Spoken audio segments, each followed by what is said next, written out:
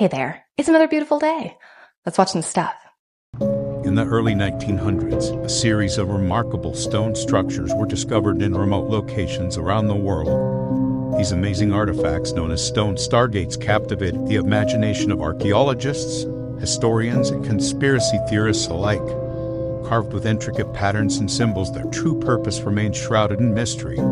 Ancient folklore, however, spoke of these stargates as devices used by civilizations from distant solar systems to travel across the cosmos. By the 1950s, almost all the stargates had vanished without a trace, fueling rumors of government cover-ups and hidden agendas. Some theorized that governments around the world systematically confiscated the stargates and concealed them in top-secret facilities. Their whereabouts remain unknown. You know I absolutely love that theory. As a huge sci-fi nut, yeah, that would be freaking awesome. Stargate SG-1, we need some Richard Dean Anderson to come up in here and MacGyver those to other planets. Let's have it. Now, I'm not normally into conspiracy theories, but I'm finding it really interesting that the submarine that imploded in the ocean was called OceanGate. Because gate is the suffix that we use for conspiracies and or scandals and or controversies. Watergate, Beergate, Corngate, etc. Like, there's an entire Wikipedia page dedicated to all the hundreds of conspiracies, scandals, and controversies that end in gate. So, wouldn't it just be the funniest, most ironic thing that if this were a conspiracy, they named the submarine OceanGate? Maybe the billionaires were running away from something and they wanted to fake their own death in a way that their bodies wouldn't ever be able to be recovered. So they wouldn't have to have, fake recovered bodies. You know what I mean? Curious. That being said, if they did actually perish, then I wish the best to their families. Because that would definitely suck. That incident was well before I started getting into conspiracy theories and started this channel. And I never really thought about it that way because I never really paid attention much to news, which is sad. And now that I do, I'm learning so much stuff that I was just oblivious to. And I didn't know that those people that were on that little submarine were billionaires. And that is a very interesting theory. Now, again, like he said, if they did actually perish, that sucks for their families. But at the same time, dude. Anthrax is a deadly disease that can infect both humans and animals.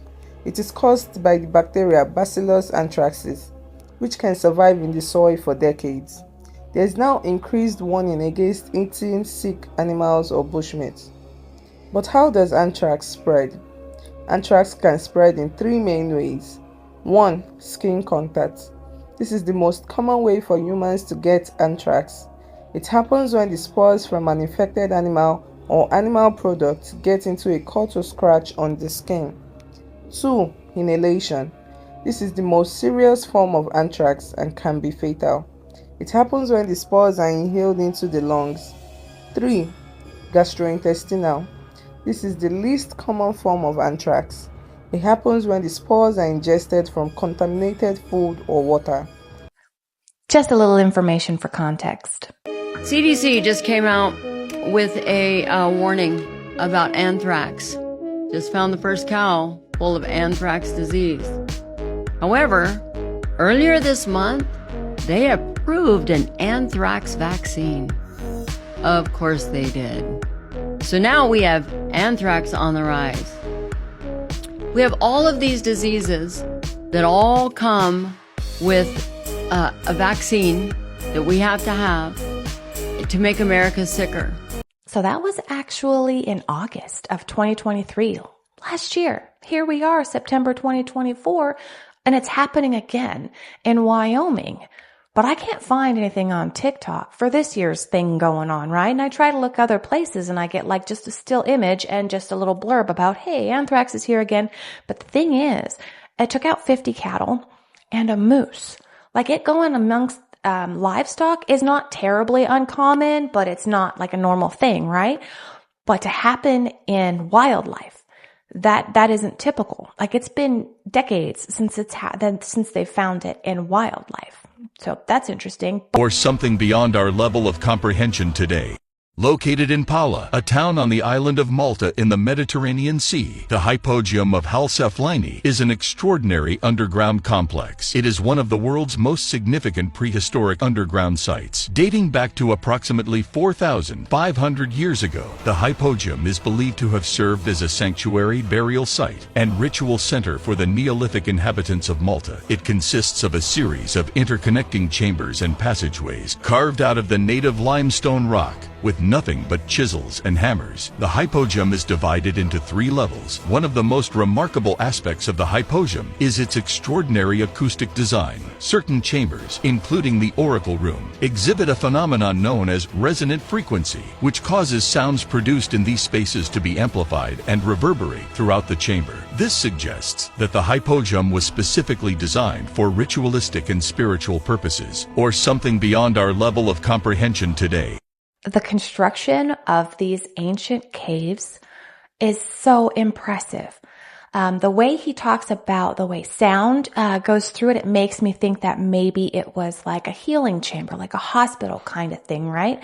Because we've seen how cathedrals are believed to have actually been places of healing based on the cymatics and the images and the way sound is reverberated within the walls.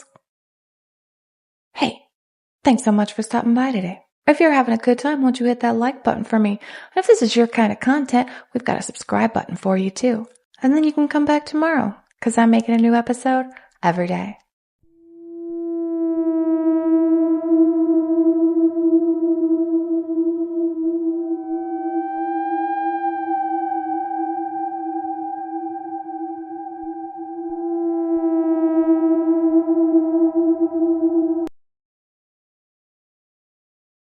So videos of streaming farms like this had been going viral. So if you don't know what they are, let me explain. These are extremely illegal. They're mainly used by artists that can't get their music seen. So what they will do is they will find one of these low-key streaming places. The artists will pay them. They'll go on all these thousands of phones they have, stream all of their music, and then get all of their music on the top of charts. Which will then cause a snowball effect for more people to see the music, and then they could post videos like, "Mine's on top trending." But at least this one got caught by this video that got recorded. Thanks for watching and follow for more.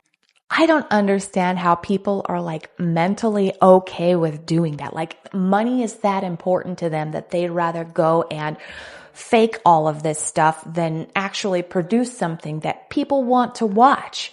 And they're not okay with the people that actually are watching. It's like they're unappreciative of what they're getting and they need to have more. Like I'm totally cool with the amount of viewers that I have right now. If it got better, then wonderful. I'd love to have more people along. And if it doesn't, then I'm so grateful for the ones that are here. Like you. Thank you. I appreciate you. Video captured today when the ocean caught fire in the Gulf of Mexico just west of the Yucatan Peninsula. Those dramatic images of the ocean aflame quickly going viral on social media. Some people calling it an eye of fire, while others said it looked like the portal to hell opening up. The portal to hell opening up. Pemex, the Mexican state-run oil company, says an underground natural gas pipeline sprung a leak that caused that mid-ocean fire. A number of firefighting boats pumped water onto the fire for nearly 5 hours until it was eventually extinguished. They put out a fire on the ocean, an oil platform nearby. Clearly, I didn't watch that one all the way through before I decided that's what we're watching today. It basically explained what it was. Oil, fire, bad. This video is only hundreds of years old. We were so more advanced than what we think. History is a complete lie. They are covering up something. This is definitely some sort of anti-gravity technology used by the ancient Tartarians. History is his story.